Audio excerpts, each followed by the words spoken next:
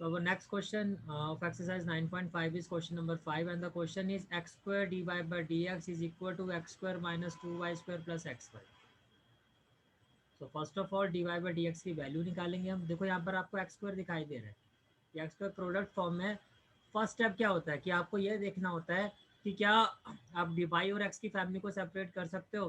Possible नहीं है because of this X Y. तो प्रोडक्ट फॉर्म में पॉसिबल नहीं है कि आप एक्स और वाई की फैमिली को सेपरेट कर सकते हो। अगर ये नहीं होता तो आप सेपरेट कर सकते हो। तो 9.4 मेथड यहाँ पे आपका फेल हो गया। देन नेक्स्ट ऑप्शन क्या है, होमोजीनियस। होमोजीनियस के लिए first of all d Y by D x या d x by D y आपको फाइंड करना होता है, right.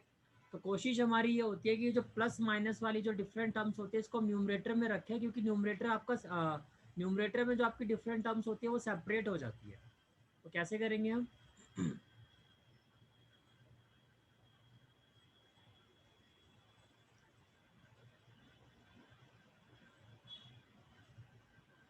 Question number 5,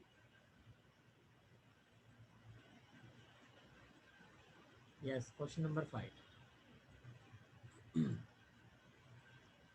can see that first of all what we will do, ये एक्स स्क्वायर जो आपका प्रोडक्ट फॉर्म में है ये राइट हैंड साइड में शिफ्ट होकर डिविजिबल फॉर्म में आ जाएगा। X square will be cancel out, we will have 1 minus 2 Y square by x square which can be written as Y by X whole square plus X and X will be cancel out plus Y by x.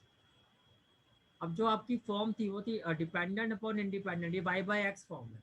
तो Y by X को T लेंगे। हमने previous class में discuss किया था अगर ये D x by D Y होगा तो हम एक्स बाई वाई को टी लेंगे, और अगर D Y by D X होगा तो वाई बाई एक्स को टी लेंगे, right. And then Y by X is equal to T, तो वाई इक्वल टू क्या हो जाएगा आपका टी एक्स। फिर नेक्स्ट स्टेप क्या होता था, differentiate with respect to X. Differentiate with respect to x. तो जब आपने डिफ्रेंशिएट किया what you will have, see first function second function. तो y with respect to x तो हो जाएगा dy by D X. First function is as such as into derivative of second. जब आप सॉरी जब आप x का derivative with respect to x करोगे तो ये 1 आएगा, इसको लिखने की जरूरत नहीं होती है, plus second function is as such as derivative of first, derivative of t with respect to x क्या होगा dt बाई डी एक्स। अब जो आपकी dy बाई डी एक्स की वैल्यू थी, you can see that dy by dx, in place of a dy by dx we will put t plus x dt by dx, ये आपकी value आ जाएगी equal to 1 as it is आ जाएगा, minus 2 y by x. Y by x की value क्या है आपकी टी, तो it can be written as t square plus Y by x, again in place of a y by x we can put t, okay. Then t and t will be cancel out, but we will have x into dt by dx equal to 1 minus 2t square. Now you can see that we can separate the value of t and x family, but for that it is very important जो dt और dx है वो अपनी correct position पर हो।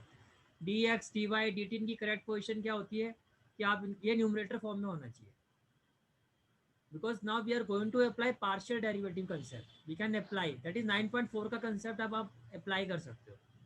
तो dt तो already अपनी ओरिजिनल पोजीशन पर है, dx नहीं है, तो dx आपका अदर साइड में शिफ्ट हो जाएगा और ये न्यूमरेटर में आ जाएगा, और dx के साथ x भी डिनोमिनेटर में आ जाएगा, तो x की फैमिली सेपरेट हो गई, और ये जो t की फैमिली है ये dt के साथ आ जाएगी। फैमिली सेपरेट हो गई, ये आपकी t फैमिली है, ये आपकी x फैमिली है। नेक्स्ट स्टेप क्या होता है आपका, integrating both side. Integrating both side, तो dt over 1 minus 2t square equal to dx over x। अब जो हमने इंटीग्रेशन में स्पेशल केसेस देखे थे उन सभी केसेस में आपको याद होगा like dx over a square minus x square, dx over a square plus x square, जितने भी चाहे रूट में होते थे एक्स स्क्वायर का कोफिशिएंट 1 होना चाहिए। और यहाँ पे ये आपका जैसे ये एक्स स्क्वायर है, यहाँ पे वेरिएबल आपका t है तो टी स्क्वायर, इसका कोफिशिएंट 1 होना चाहिए, तभी हम इसको पर्टिकुलर केसेस की फॉर्म में कन्वर्ट कर सकते हैं। अब वो 1 कब होगा, जब मैं यहाँ से 2 कॉमन लूँगा। तो जैसे आप यहाँ से 2 कॉमन लेते हो तो ये क्या हो जाएगा डी टी ओवर 2 आपने कॉमन ले लिया, तो जब आप 2 कॉमन लोगे तो ये हो जाएगा 1/2।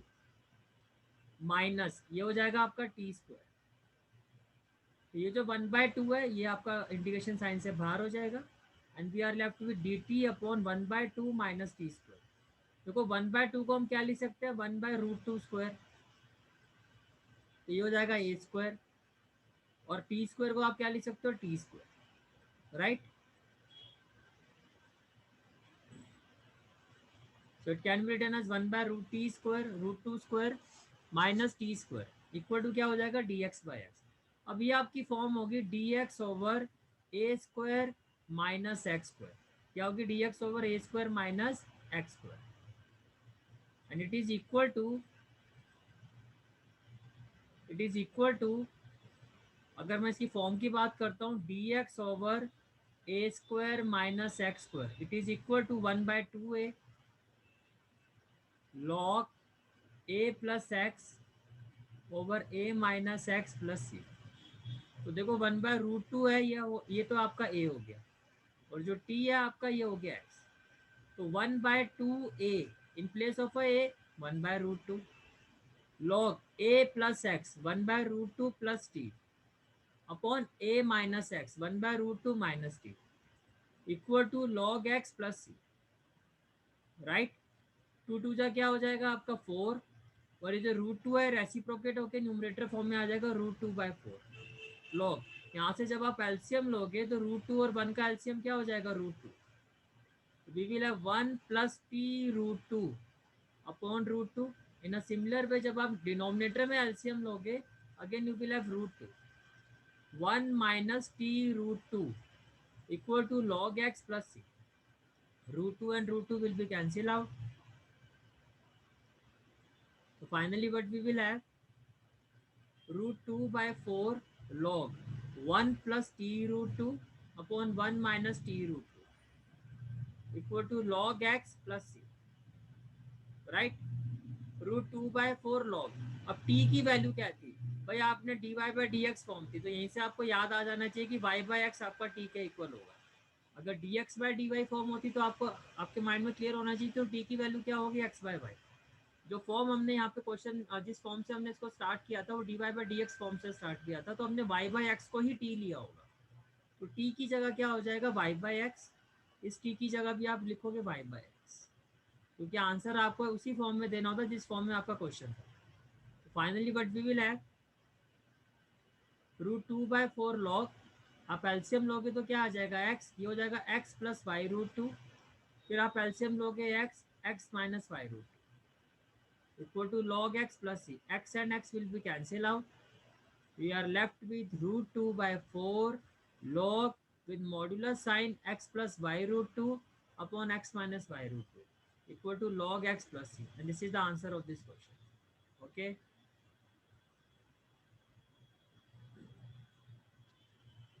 So let's move to the next question. Your next question is question number 6. And the question is x into dy minus y into dx is equal to √x square plus y square dx. Okay. तो first of all first step क्या होगा कि जो भी आपका question है उसमें से dy/dx या dx/dy की वैल्यू को फाइंड कर। देखो यहाँ पर आपको dx दिखाई दे रहा है, ये भी dx है तो जो लाइक टर्म्स है उसको मैंने एक साइड में रखा। तो -y dx है, जब राइट हैंड साइड में जाएगा it will be plus y into D x. ये हो गया x into D Y equal to D X आपका कॉमन आ जाएगा। Within bracket we will have √x² plus y² plus 1। Okay. अब dy/dx मैंने आपको पहले कहा है जब एक से ज़्यादा जो टर्म्स होती हैं उनको न्यूमरेटर में रखने का हमें बेनिफिट होता है कि आप उसको सेपरेट कर सकते हो। देखो ये दो टर्म्स हैं, प्लस माइनस आने से एक से ज़्यादा टर्म हो जाती है। तो what is beneficial for us कि आप उसको न्यूमरेटर में रखो। अब लॉजिक ये मैं आपको क्यों बता रहा हूँ कि आपके माइंड में ये आ सकता है कि why not dx/dy, Y only dy/dx, क्योंकि यहाँ पर दो टर्म्स हैं। तो अगर मैं इसको न्यूमरेटर में रखूंगा तो इट कैन बी सेपरेटेड और सेपरेट होने से सिंप्लीफाई करना ईजी हो जाता है। अगर आप इसको dx/dy बनाओगे भाई, जैसे देखो ये dx है, आपने लिखा dx/dy, it means equal to में क्या होगा, ये x आपका ऊपर रहेगा और ये आपकी सारी वैल्यू डिनोमिनेटर में आ जाएगी। इससे आपका जो सिंप्लीफिकेशन है वो कॉम्प्लिकेटेड हो गया। अब आप इसको सेपरेट ही नहीं कर सकते, आपको x के साथ इसको सॉल्व करना होगा। तो लॉजिक ऐसे लगाया जाता है, आपको ये देखना है कि न्यूमरेटर में इस तरह से रखना है वैल्यू को कि उसको आप सेपरेट कर सको। तो आपने वैल्यू फाइंड की D Y by D x, तो डी एक्स को आप नीचे लेके आ गए और ये जो एक्स था ये आपका यहाँ डिनोमिनेटर में आ गया। अब नेक्स्ट स्टेप क्या होता था, कौन सी फॉर्म है, वाई बाई एक्स फॉर्म है, तो ऑब्वियसली वाई बाई एक्स को आप टी लोगे। तो वाई बाई एक्स अगर आपका टी है तो वाई क्या हो जाएगा, T X. Next step D Y by D x, तो ये आपका इंडिपेंडेंट वेरिएबल है। जो इंडिपेंडेंट वेरिएबल होता है उसके रिस्पेक्ट में डिफ्रेंशिएट किया जाता है, तो differentiate with respect to X. जब आप डिफ्रेंशिएट करोगे what you will have, D Y by D X. अब तो इतनी बार कर चुके आपको रटी जाएगी ये वैल्यू कि टी एक्स की वैल्यू क्या आती है, t plus x D T by D x. जब भी y equal to t x होता है तो D Y by D x क्या आता है, t plus x D T by d, और मैक्सिमम केसेस में आपको d Y by D x ही मिलेगा। तो ये जो आपकी वैल्यू इक्वेशन थी इसमें आपने ये सारी वैल्यूज पुट किया, तो D Y by D x की जगह क्या आ जाएगा, T plus x D T by D x equal to under root x square plus ये आपका y है, तो y की वैल्यू क्या है आपकी t x, in place of a y we will have t square x square plus again in place of a y, जो dependent variable होता है ना उसकी वैल्यू चेंज करनी होती है in terms of t x या टी वाई। यहाँ पर डिपेंडेंट y है तो y को in terms of a t change करना है, तो y in terms of a t क्या है, टी एक्स, तो जहाँ भी y है वहाँ पे T x.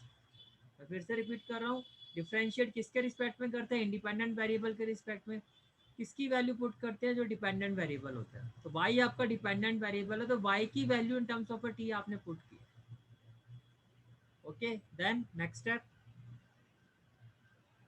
From this equation ये हो गया t plus x D T by D x equal to under root x square आपका कॉमन आ जाएगा, within bracket we will है one plus t square plus t x upon में क्या हो जाएगा आपका एक्स, तो we will have t plus x D T by D x. X square जो है रूट से बाहर आएगा तो क्या हो जाएगा x under root one plus t square plus t x upon में क्या हो जाएगा एक्स। अब अगर आप न्यूमरेटर से एक्स कॉमन लेते हो तो एक्स एक्स आपका कैंसिल हो जाएगा। Then in the next step t and t, c t and t will be cancel out. अब आप देखो इसके बाद नेक्स्ट स्टेप क्या होता है, पार्शियल डेरिवेटिव। पार्शियल डेरिवेटिव के लिए इंपॉर्टेंट है जो आपका डी टी और डी एक्स है या डी वाई जो भी है उसको उसकी ओरिजिनल पोजीशन पे रखना, करेक्ट पोजीशन। करेक्ट पोजीशन क्या होती है, न्यूमरेटर पोजीशन। डी टी तो आपका करेक्ट पोजीशन पर है पर डी एक्स इज नॉट, तो डी एक्स को हम अपोजिट साइड में ले जाएंगे और इसके जो फैमिली मेंबर है एक्स वो इसके साथ आ जाएगा, और डी टी के साथ इसके फैमिली मेंबर जो है root one plus t square ये इसके साथ आ जाएगा।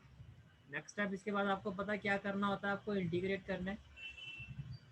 You can see that x into dt by dx equal to root 1 plus t square हो गया ये। The next step we will separate the head of the family, ये head of the family होते हैं with their family members, तो dt over root 1 plus t square ये head of the family है, दादाजी हो गए, ये इनकी फैमिली हो गई, ये भी दादाजी है दादी जी साथ में family member, integrating both side. अभी आपको पता है कौन सी फॉर्म है आपका, ये आपका d x over root under root a square plus x square, right. और d x over root a square plus x square अगर मैं इसको सिंप्लीफाई करके लिखूं कि ये किसके इक्वल होता है, तो ये होता है आपका log x plus under root a square plus x square, ये पर्टिकुलर केसेस है। तो यहाँ पर ए क्या है, ए आपका 1 है और टी आपका एक्स क्या है आपका टी, तो लॉग एक्स, एक्स की जगह क्या आ जाएगा टी प्लस ए स्क्वायर प्लस एक्स स्क्वायर, ये आपका ए स्क्वायर प्लस एक्स स्क्वायर, भाई 1 का स्क्वायर 1 ही आएगा। डी एक्स बाई एक्स क्या होता है, लॉग एक्स, और कांस्टेंट को मैं लॉग सी लिख सकता हूँ, सिंप्लीफाई हो जाएगा, क्यों, log m plus log n क्या हो जाएगा, लॉग एम इंटू एन, तो log m is equal to log n, log m is equal to log n is which is equal to m equal to n, log m इसको लिखना कैसे होता है m equal to n, मैं बार बार कह रहा हूँ आपको इस चीज़ का ध्यान रखना है, मैंने बच्चों को देखा है इसीलिए मिस्टेक करते हो, log से log को कैंसिल करके आते हैं, फंक्शन कभी भी कैंसिल नहीं होते हैं। बस इसको रीड कैसे करना है बस अभी आप ये समझो, जब आप हायर क्लासेस में जाओगे या मैथ्स ऑनर्स या कुछ कॉलेज लेवल पर जब मैथ्स को पढ़ोगे तब आपको लॉजिकली चीज़ें समझ में आएंगी, ये आपको बताई जाएंगी कि क्यों function log m equal to log n m equal to n क्यों होता है। अभी मैं इतना डीपली नहीं जाना चाहता क्योंकि वो आपके सिलेबस का पार्ट है ही नहीं। सिर्फ अभी आप इतना समझो कि log m equal to log n जो होता है वो एम इक्वल टू एन के इक्वल। तो ये हो गया एम, ये हो गया एम इक्वल टू एन। अब जो आपने फंक्शन था, जो आपकी इक्वेशन आपने बनाई थी d Y by D x, तो आपके माइंड में क्लियर होना चाहिए कि टी आपका वाई बाई एक्स था, t square y square by x square equal to x. तो जिस फॉर्म में आपका क्वेश्चन था उसी फॉर्म में आपके उसको सॉल्व कर रहा होता है। तो ये क्या हो जाएगा आपका वाई स्क्वायर प्लस एलसीएम लोगे तो y square plus x square upon x square equal to x. X square का स्क्वायर रूट आप क्या होगा आपका x, right. Then the next step what we can do, we can take LCM. We will have y plus root y square plus x square equal to x। x आपका denominator में, जैसे ही आपका right hand side में जाएगा x into x क्या हो जाएगा x square c, and this is the final answer of this question. Okay, next question, question number 7। ये आपकी क्वेश्चन है। अब देखने में तो बड़ा भारी भरकम दिखाई दे रहा है, पर पहले ज़्यादा नहीं सोचना है। देखो अगर इसको देखो आप, तो ये तो आपके दोनों ही एक जैसे दिखाई दे रहे हैं। अगर आप इसको न्यूमरेटर में रखो तो भी आपकी दो टर्म्स है, डिनोमिनेटर में जो जाएंगी वो भी दो टर्म्स है। तो इसमें आप d x by D y बनाओ, d Y by D x बनाओ, इसमें कोई मैटर नहीं करता, क्योंकि डिनोमिनेटर में जो भी जाएगा वो दो टर्म्स के साथ ही जाएगा, प्लस और माइनस के साथ ही जाएगा। ठीक है, तो पहले आपको यही करना है कि आप D Y by D x बनाना चाहते हो या d x by D y. Like in my case जो एक हैबिट बनी हुई है d Y by D x, मैं फिर से रिपीट कर रहा हूँ, it is up to you. इसमें कोई मैटर नहीं करता है सॉरी, कि आप d x by D y के साथ जाते हो, दोनों में आपकी एक जैसी मेहनत होगी। तो अगर मैंने d Y by D x बनाया है, अगर मैंने d Y by D x बनाया है, तो D Y by D x ये इस तरफ आए, तो ये जो वैल्यू है आपकी ये डिनोमिनेटर में आ जाएगी। Y sine y by x minus x cos y by x. तो ये वाली वैल्यू जो है ये अपोजिट साइड में डी वाई के नीचे आ गई, तो ये जो सारी वैल्यू है ये भी अपोजिट साइड में डिनोमिनेटर में आ जाएगी। अब अगर आप ध्यान से देखो, जैसे आप हर बार देखते हो, d Y by D x, तो वाई बाई एक्स है, तो ऑब्वियसली वाई बाई एक्स को मैंने टी ले लिया, तो वाई इक्वल टू क्या हो जाएगा T x, y equal to क्या हो जाएगा टी एक्स। चलो वाई बाई एक्स कितना हो गया आपका, वाई बाई एक्स हो गया आपका टी, तो वाई इक्वल टू कितना हो गया आपका T x. Differentiate with respect to x, मैंने आपको बताया था स्टेप, तो आपको इतने क्वेश्चंस करने के बाद माइंड में अपना पाया था कि d Y by D x क्या होगा, कैसे आएगा ये आपको पता है, product rule, t plus x D T by D x. तो अब आप इसको इस वैल्यू से रिलेट करो। Yes, now you can relate the value. देखो जहाँ वाई बाई एक्स है, जहाँ आपका वाई बाई एक्स है,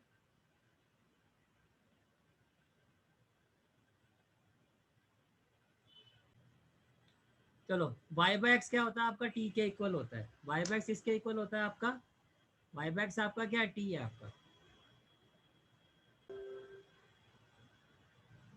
तो आपका जो वाई बाई एक्स है वो उसकी जगह क्या आ जाएगा टी, तो जहाँ देखो वाई बाई एक्स है वहाँ पे टी आ गया, तो x cos t plus Y.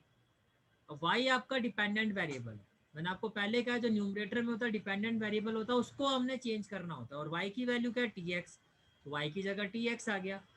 और y by x, y by x की वैल्यू क्या है टी, तो वाई बाई एक्स की जगह आ गया टी। ये क्या है आपका वाई, तो वाई की जगह क्या आ जाएगा आपका टी एक्स, तो वाई की जगह आपने रखा टी एक्स। अब डिनोमिनेटर में आते हैं, वाई डिपेंडेंट वेरिएबल है और वाई की वैल्यू क्या है टी एक्स, तो वाई की जगह आपने रखा t x. Sine y by x इसके इक्वल है टी, तो वाई बाई एक्स की जगह क्या आ जाएगा t. Minus x cos y by x, y by x की जगह क्या आ जाएगा t into x, into x equal to d Y by D x की जगह क्या आ जाएगा आपका t plus x D T by D x. Okay, then अब नेक्स्ट स्टेप क्या होता है, देखो यहाँ से अगर आप न्यूमरेटर से देखो आपका एक्स कॉमन आ जाएगा, और डिनोमिनेटर से भी आपका एक्स क्या आ जाएगा कॉमन। तो जैसे आपने एक्स कॉमन लिया, within bracket you will have cos t plus t sine t, और ये टी एक्स देखो आपने एक्स कॉमन लिया है, पहले आप ध्यान से देखना, एक्स तो यहाँ से भी कॉमन गया है आपका, ये पूरा का पूरा एक ही टर्म है। इस पूरी टर्म्स में से आपने इस पूरी न्यूमरेटर में से आपने एक्स को कॉमन लिया, तो यहाँ से आपके पास यूर न्यूमरेटर में आप देखो, अगर यहाँ से अगर आप फर्स्ट टर्म से आपने एक्स कॉमन लिया कॉस टी, सेकेंड टर्म से आपने एक्स कॉमन लिया टी साइन टी, और इस टी एक्स से एक्स कॉमन हुआ तो यहाँ पर हो गया टी। डिनोमिनेटर में देखो जैसे आपने एक्स कॉमन लिया, ये हो गया आपका t sine t minus cos t, और ये एक्स कॉमन आ गया तो इसकी जगह क्या आ जाएगा, इनटू में 1 equal to t plus x D T by D x. यहाँ तक क्लियर हो गया आपको?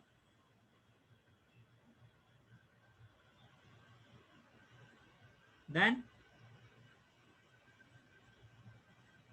t into cos t cos t plus t into t sine t square sine t upon t sine t minus cos t equal to t plus x D T by D x. Then अगर आप ध्यान से देखो, ये आपकी सारी की सारी फैमिली है, किस किस मेंबर के फैमिली, किस फैमिली के मेंबर है, टी फैमिली के, सभी देखो टी है। शर्मा वर्मा अग्रवाल सिंह सारे अलग अलग नहीं है, सारे टी फैमिली के मेंबर है, चाचे ताऊ भतीजे जो भी है। ये वाला भी इन्हीं की फैमिली का मेंबर है, इसको भी भगाओ यहाँ से। ये इधर आ गया भाई, मैं भी तुम्हारे साथ हूँ, हम साथ साथ हैं, हो गए ना सारे साथ साथ। अब ये फैमिली यहाँ पर जो है बचा एक्स और D T by D X. अब इनकी फैमिली का जो हेड है वो डी टी है। हेड अगर अपनी करेक्ट पोजीशन पर है वो कभी नहीं अपनी पोजीशन छोड़ेगा, क्योंकि डीटी को पता अगर मैं यहाँ आ गया तो गड़बड़ हो जाएगी।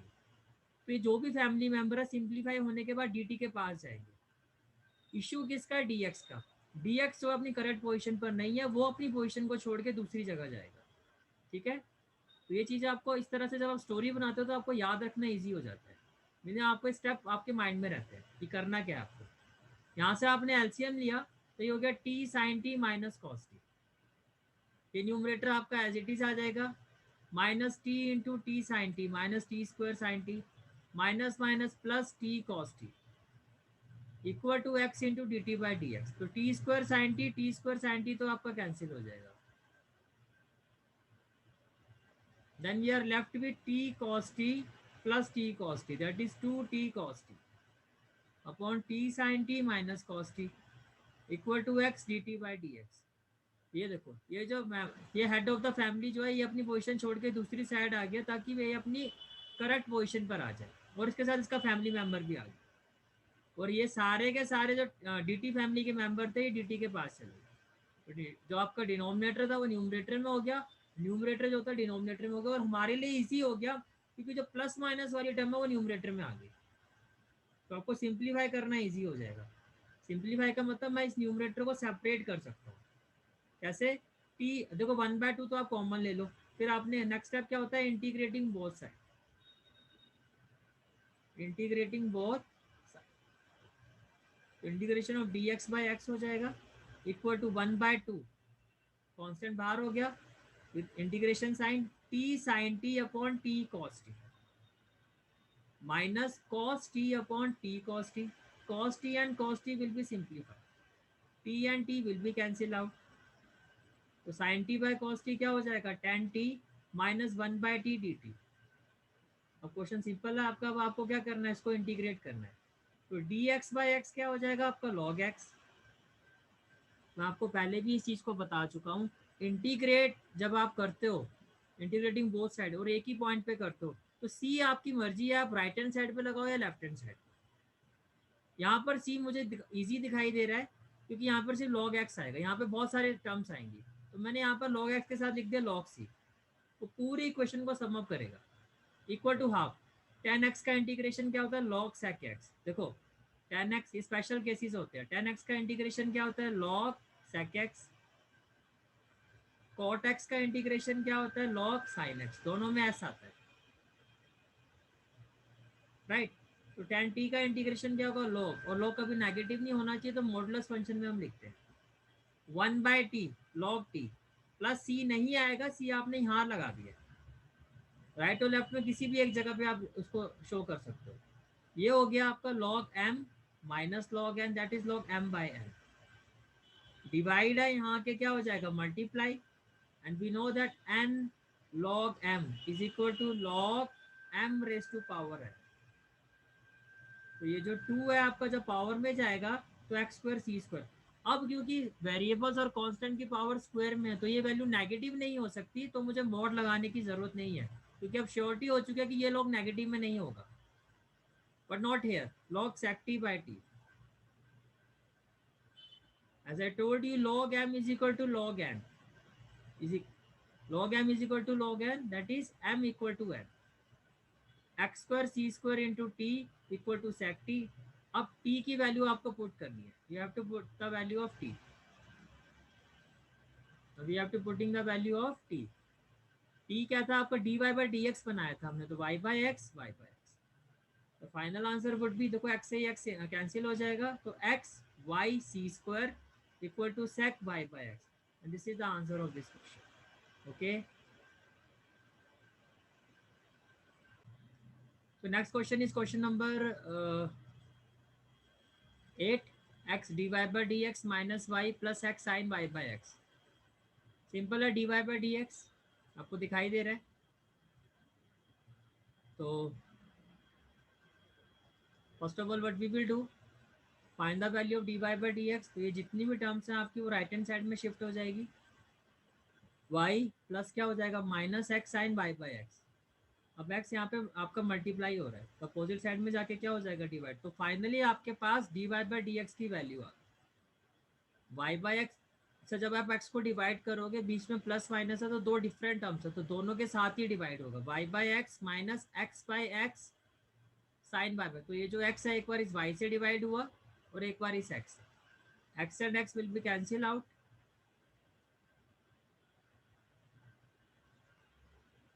अब आपने जो वैल्यू फाइंड की थी dy बाई डी एक्स, तो y बाई एक्स को आप क्या लोगे t, तो y इक्वल टू क्या हो जाएगा T x, y equal to क्या हो जाएगा आपका T x.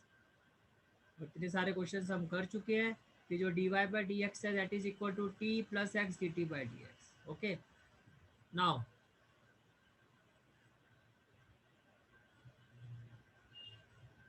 y by x आपका dy बाई डी एक्स की वैल्यू आपकी क्या है, dy बाई डी एक्स आपका था y by x minus sine y by x, तो जहाँ dy बाई डी एक्स है उसकी जगह क्या आ जाएगा t plus x D T by D x equal to y by x की जगह क्या आ जाएगा आपका t minus sine again y by, in place of y by x we will have t and t will be cancel out. Next step क्या होता है कि आपको फैमिली को सेपरेट करना होता है, तो आपने फैमिली को सेपरेट कर दिया, d t over sine t minus आपको राइट हैंड साइड में रखो d x over x, one by sine क्या हो जाएगा कॉसेक टी, इंटीग्रेट करना इजी